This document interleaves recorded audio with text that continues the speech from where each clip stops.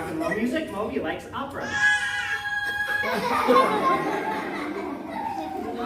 And I guess technically that was singing, but not very good opera. So let's let him warm up his voice. For you little guys, opera singers always go la la la la la la la. So, can you warm up?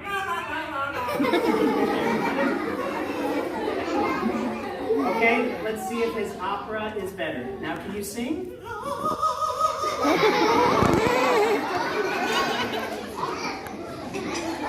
Moby, they like that. Can you do their laugh?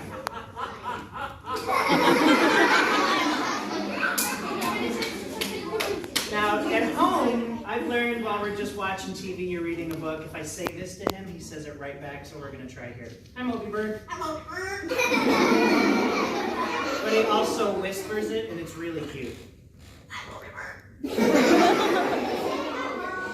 bird. Now, out in the wild, where parrots live, people do hear them imitating the sound of other animals around them. But again, he lives in my house, so he does the animals he hears there. I have a dog and a cat. I have a little girl cat with a tiny meow, and that's the cat he does. Kitty cat? My dog has a normal bark. And my dog is named Gus Gus, and Moby is funny because he thinks it's his job to call Gus Gus in from the backyard. So pretend we're at my house. Open the door. Okay, call the dog.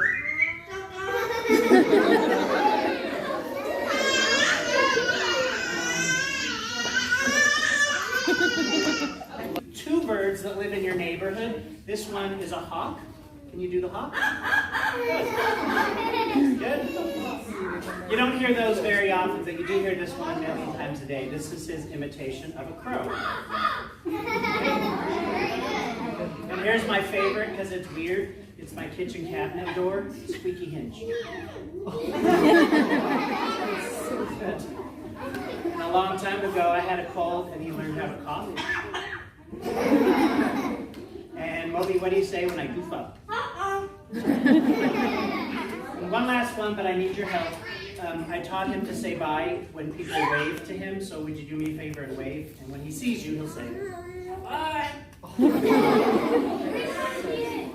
that one more time. I think he had his mouth full.